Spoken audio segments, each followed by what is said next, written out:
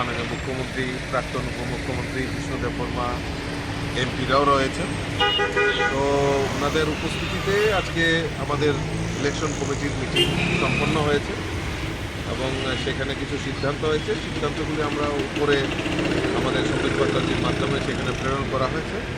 পরবর্তী সময়ে এক দুদিনের মধ্যে আমরা আমাদের সিদ্ধান্ত দেব। প্রার্থী বাছাইয়ের কাজ কি সম্পূর্ণ?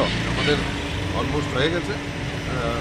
দিল্লির নেতৃত্ব পার্লামেন্টারি বোর্ড রয়েছে, তো সেখানে আলোচনার পর আমরা সেটা জানি। লোকালদের থেকে প্রাধান্য দিয়েছে যদি সবটাই নির্ভর করবে আমাদের পার্লামেন্টারি বোর্ডের, সেখানে আলোচনা হবে। রাজ্য কি নির্দেশ মানে কি বয়ান দিয়েছে পার্লামেন্টারি করে? লোকালদের না না, এই ব্যাপারে নির্ণয় আমাদের পার্লামেন্টারি বোর্ড। Thank you. মূলত কি বিষয় নিয়ে কবে নাগাদ? এটা কবে নাগাদ টাকা নাম যায় না। 17 তারিখ আমরা মনোনয়ন দাখিল করব। তার আগে কি নাম কবে ঘোষণা হবে? তার আগে নামটা অ্যানাউন্স করতেই হবে।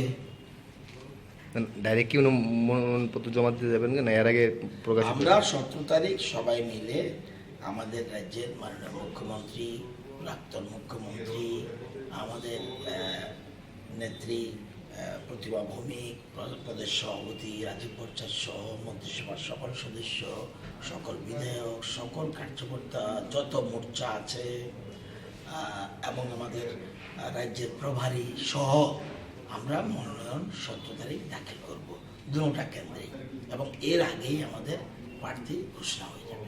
বামফ্রন্টের প্রার্থী তালিকা ঘোষণা হয়েছে, কি মনে করছেন? বামফ্রন্টের প্রার্থী ভাই গত নির্বাচনেও বলেছি, এ রাজ্যে বামফ্রন্ট তৃতীয় জায়গায়, লোকসভার ভোটে হয়ে যাবে 4র্থ জায়গায়। হিসাব মিলিয়ে রাখবেন। আগেও বলেছি অপোজিশন পার্টি তারা মর্যাদা পাবে না, এবং 3rd পজিশন বলেছি, 3rd পজিশনে গেছে। এখানে কোনো কিছু চিন্তার কিছু নাই। এখন প্রশ্ন হলো কত ভোটে জিতব, মার্জিন কত হবে, এই প্রশ্ন করতে পারেন। মানে জয় নিশ্চিত? যত নিশ্চিত নিতে পারেন। আপনার ডাউট আছে কিনা? আমার না। হ্যাঁ, রাজ্যবাসীর কোনো ডাউট নেই। আমরা দোনো সিটেই বিপুল ভোটের ব্যবধানে আমরা জয়লাভ করব। লোকালদের প্রাধান্য দেওয়া হয়েছে। এইসব কথা, এগুলো দলীয় শৃঙ্খলা। এটা কংগ্রেস পার্টি না ভাই, এটা সিপিএম পার্টিও না, এটা ভারতীয় জনতা পার্টি, সুশৃঙ্খল দল। এরকম হঠাৎ করে আপনি বললেই আমি টুকটুক করে বলে দেব, এটা বলতে পারবো না। আমি জানলেও বলবো না। আমাদের দলের যে শীর্ষস্থানীয় জায়গা থেকে সিদ্ধান্তক্রমে আমরা, তবে এটা বলতে পারি 16 তারিখের মধ্যেই প্রার্থী ঘোষণা হয়ে যাবে। Thank you. আলোচনা হয়েছে আমাদের ইলেকশন যে আমাদের সমিতি রয়েছে, চুনাও সমিতি, তো ইলেকশন কমিটি, এই চুনাও সমিতিতে আমাদের নর্থ ইস্টের কোঅর্ডিনেটর মাননীয় সম্বিত পাত্রাজিও আছেন, মাননীয় মুখ্যমন্ত্রী, প্রাক্তন উপমুখ্যমন্ত্রী কৃষ্ণদেব বর্মা, এমপিরাও রয়েছেন। তো ওনাদের উপস্থিতিতে আজকে আমাদের ইলেকশন কমিটির মিটিং সম্পন্ন হয়েছে এবং সেখানে কিছু সিদ্ধান্ত হয়েছে। সিদ্ধান্তগুলি আমরা উপরে আমাদের সংবাদ পত্রাদির মাধ্যমে সেখানে প্রেরণ করা হয়েছে। পরবর্তী সময়ে এক দুদিনের মধ্যে আমরা আমাদের সিদ্ধান্ত দেব। প্রার্থী বাছাইয়ের কাজ কি সম্পূর্ণ? আমাদের অলমোস্ট হয়ে গেছে।